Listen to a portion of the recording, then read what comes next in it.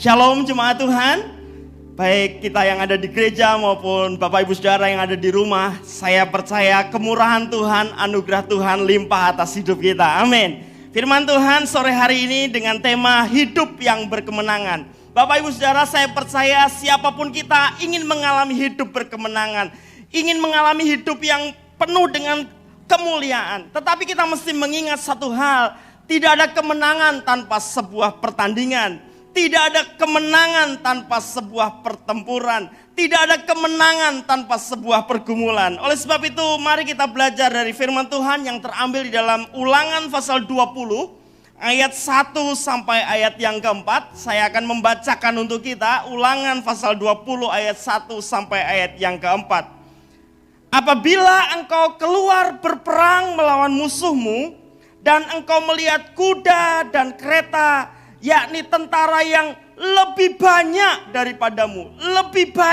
daripadamu, maka janganlah engkau takut kepadanya, sebab Tuhan Allahmu yang telah menuntun engkau keluar dari tanah Mesir menyertai engkau.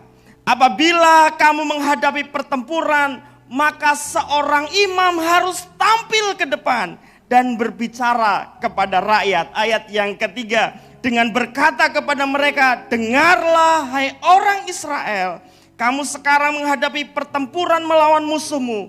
Janganlah lemah hatimu, janganlah takut, janganlah gentar, dan janganlah gemetar karena mereka. Sebab Tuhan Allahmu, dialah yang berjalan menyertai kamu untuk berperang bagimu melawan musuhmu dengan maksud memberikan kemenangan kepadamu. Amin. Bapak Ibu Saudara yang dikasih Tuhan, firman Tuhan ini disampaikan Tuhan kepada bangsa Israel setelah mereka dibebaskan Tuhan dari perbudakan Mesir.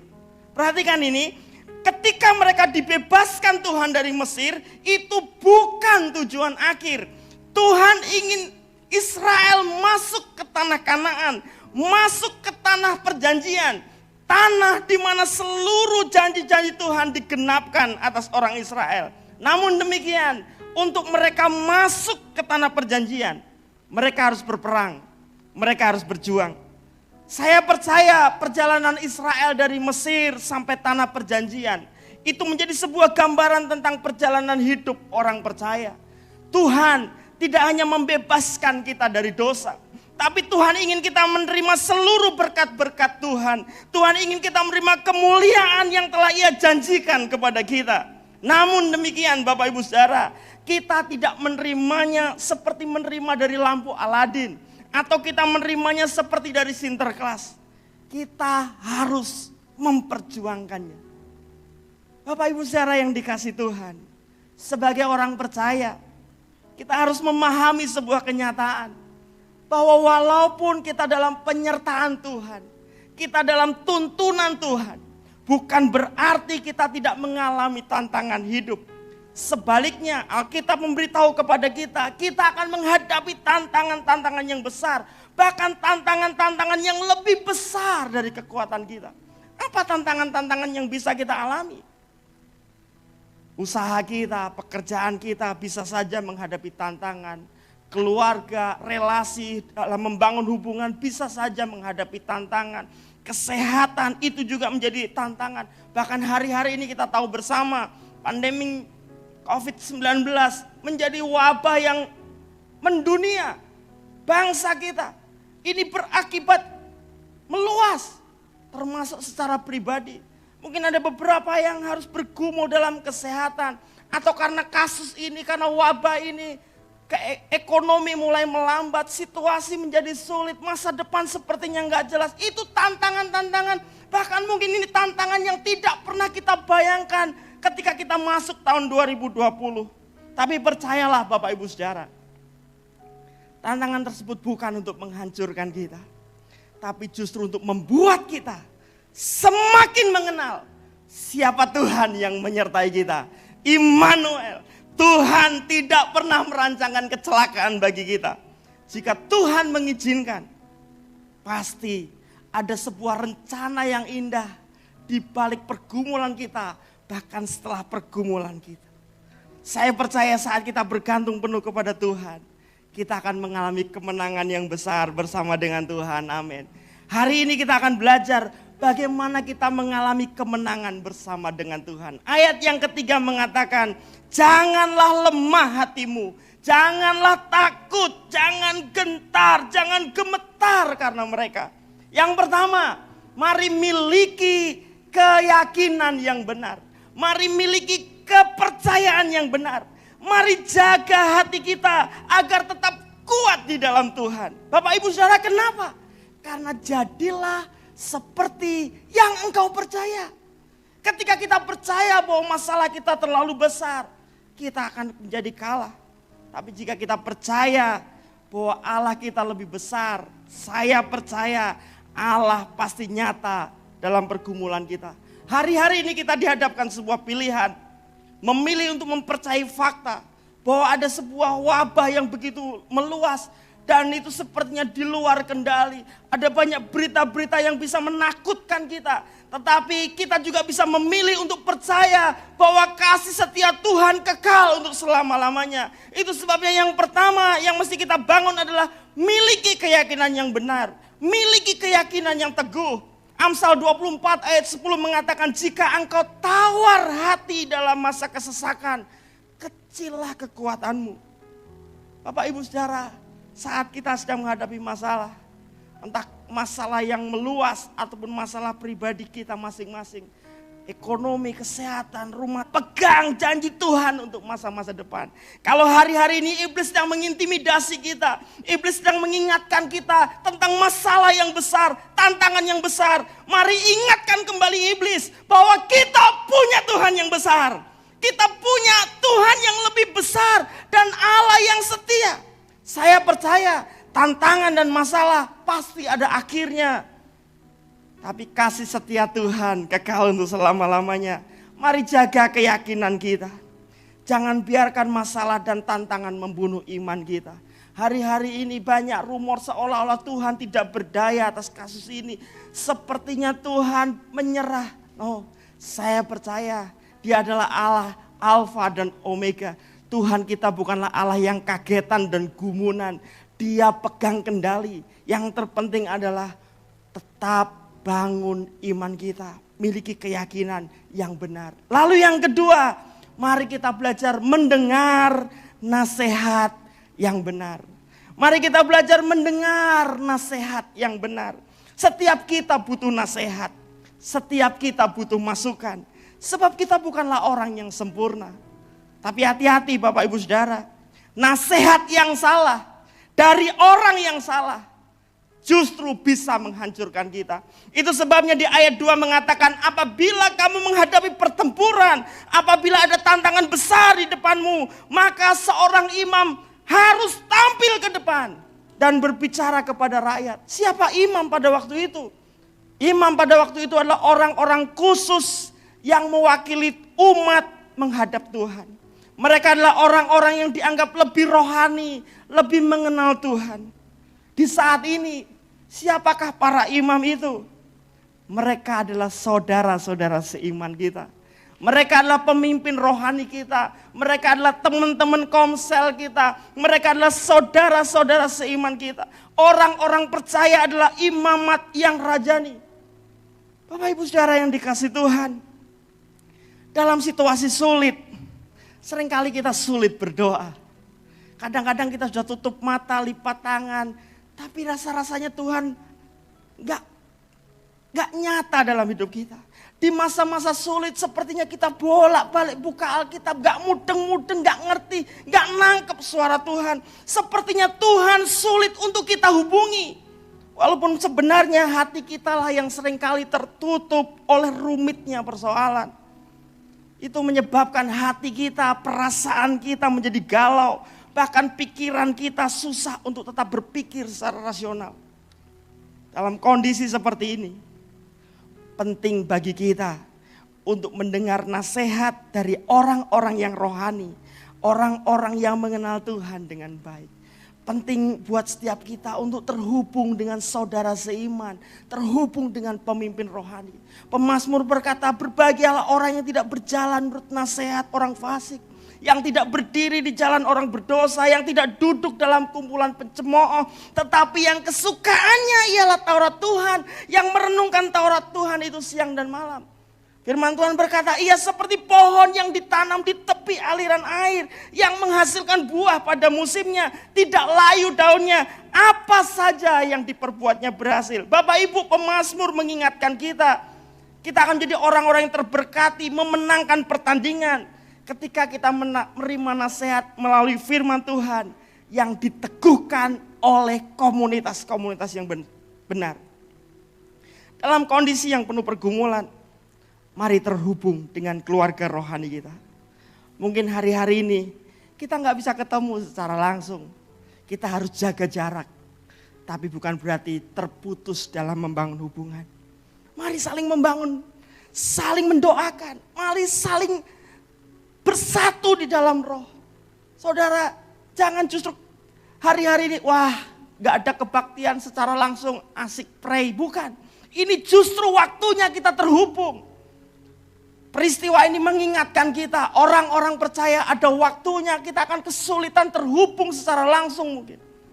Tapi justru ini waktunya kita semakin terhubung, entah bagaimana caranya. Jangan tinggalkan komunitas, walaupun mungkin hanya melalui sosial media. Tapi yang terpenting adalah di saat-saat pertempuran, pastikan kita mendengar nasihat yang benar. Lalu yang ketiga, mari bertindak sesuai firman Tuhan. Ayat yang keempat mengatakan, sebab Tuhan Allahmu, dialah yang berjalan menyertai engkau. Sebab Tuhan Allahmu, dialah yang berjalan menyertai kamu.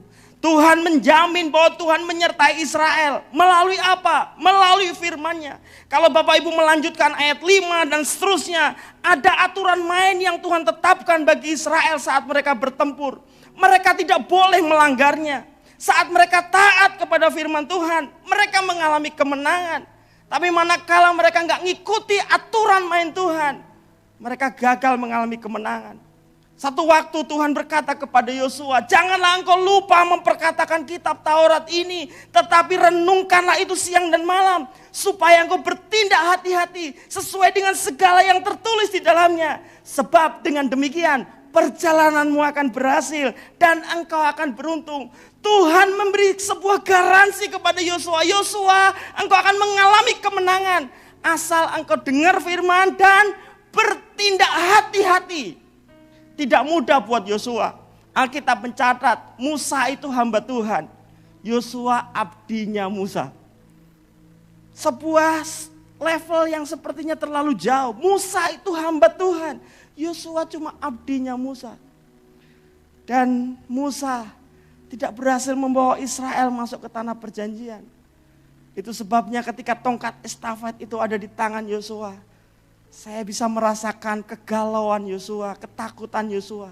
Itu sebabnya Tuhan sebelum memberi perintah lebih lanjut, memastikan Yosua untuk tidak kecut, tidak tawar hati.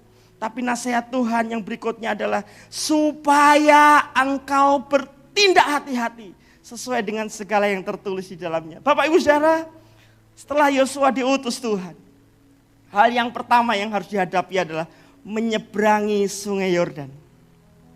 Belum ada jembatan waktu itu. Hari itu kepemimpinan Yosua sedang diuji. Orang-orang Israel sedang menunggu. Apakah Yosua sungguh-sungguh dipilih oleh Tuhan? Dulu Musa bisa berhasil membawa Israel menyeberang laut Teberau. Sekarang sungai Yordan. Bapak Ibu Saudara, Yosua ketika menghadapi sungai Yordan dia bisa punya pilihan. Dia bisa belajar dari pengalaman masa lalu. Oh dulu guruku Musa itu mengangkat tongkat dan laut terbelah. Aku akan belajar berdasarkan pengalaman masa lalu. Yosua bisa memilih untuk itu. Tetapi puji Tuhan, Yosua tidak memilih hanya bergantung dari pengalamannya masa lalu. Yosua memilih untuk mendengar suara Tuhan dan bertindak hati-hati sesuai dengan apa yang tertulis di dalamnya. Tidak mudah buat Yosua. Saudara bisa bayangkan ketika Yosua memerintahkan Israel menyeberang sungai Yordan. Yosua berkata kepada Israel, imam-imam dulu yang bawa tabut maju dulu ke depan. Setelah itu rakyat. Saya nggak tahu respon Israel waktu itu. Mungkin mereka pikir, dulu Om Musa nggak gitu. Om Musa ada di depan, angkat tongkat, dia yang duluan. Ini pemimpin yang satu ini paling belakang, kalau mati imamnya dulu. Mungkin ada beberapa yang mulai meragukan. Dan Yosua bisa saja terintimidasi untuk beralih dalam pengalamannya, mengikuti pengalamannya masa lalu. Tetapi sekali lagi Yosua ternyata memilih untuk bertindak hati-hati sesuai dengan segala yang tertulis di dalamnya. Yosua memilih melakukan firman dibanding mengikuti pengalaman di masa lalu. Dan Alkitab mencatat, Yosua berhasil menyeberangkan Israel, menyeberangi sungai Yordan. Sejak itu orang-orang Israel berkata, Yosua adalah orang yang dipilih Tuhan. Selesai melewati sungai Yordan, Yosua harus menghadapi Yeriko, kota yang besar, yang jauh lebih kuat dari Israel. Tapi sekali lagi ketika Yosua taat, Yeriko berhasil direbut. Tapi kita juga melihat sebuah catatan kelam dari Yosua dalam kepemimpinannya. Setelah menyelesaikan pertempuran mengalahkan Yeriko, Yosua menghadapi sebuah kota yang kecil, kota Ai. Saat itulah Yosua tidak lagi konsentrasi mendengar suara Tuhan. Dan Alkitab terbukti benar. Ketika Yosua dan Israel tidak mengikuti aturan main dari Tuhan, mereka gagal dalam pertempuran.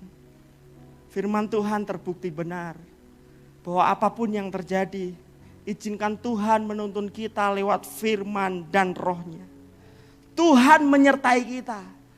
Bagian kita, bersediakah kita dituntun Tuhan lewat firman dan rohnya.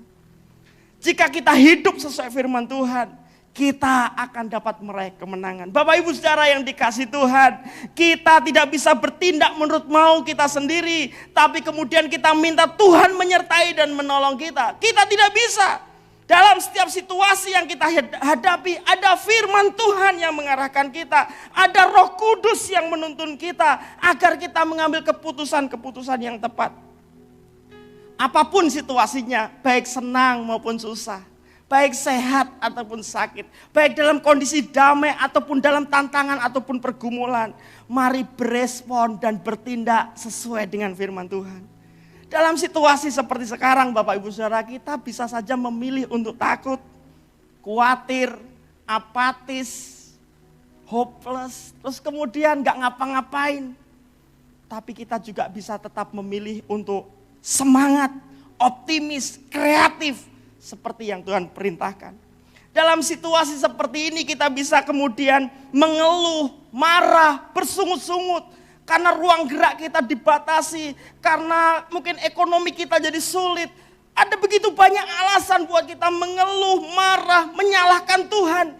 Kita bisa memilih seperti itu. Tapi kita juga bisa memilih untuk terus bersyukur.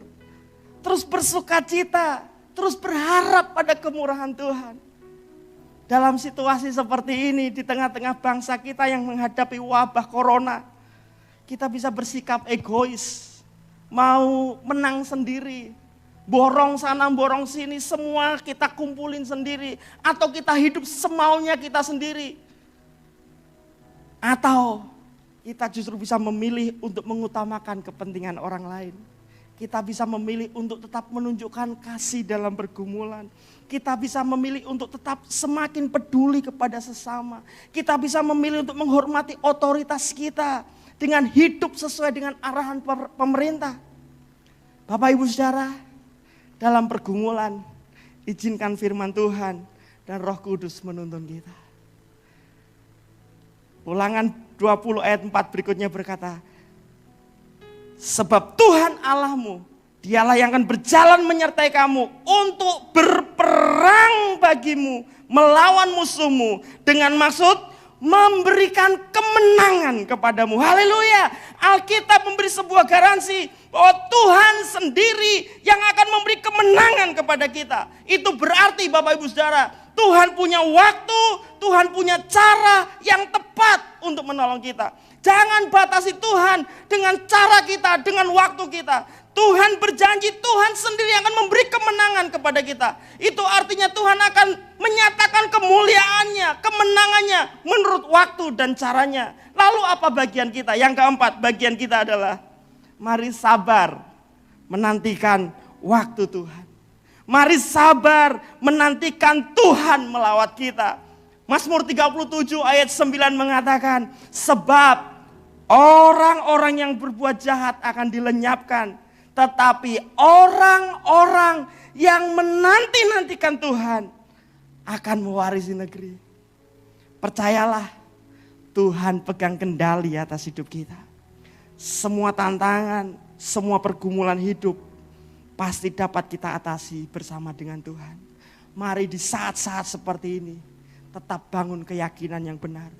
Mari tetap terhubung dengan saudara seiman. Mari tetap pegang teguh firman Tuhan dan tuntunan Roh Kudus. Dan mari tetap sabar menantikan waktu Tuhan. Saya percaya Tuhan yang bersama kita adalah Allah Immanuel. Dia tidak hanya menyertai kita, tapi Dia sanggup melakukan perkara-perkara yang besar bersama-sama dengan kita. Yang terbaik masih ada di depan kita. Kemenangan yang besar sudah menanti kita saat kita belajar percaya dan bergantung kepada Tuhan. Mari sama-sama kita datang kepada Tuhan. Ku percaya Kau Tuhan yang tak pernah gagal, menjadikan kami lebih dari pemenang. Terima kasih Tuhan. Haleluya. Haleluya. Mari bawa hati dan hidup. Mari bersama keluarga masing-masing mengarahkan hati kita kepada Tuhan. Ada Allah yang tak terbatas yang bersama-sama dengan kita. Terima kasih Tuhan. Haleluya. Oh.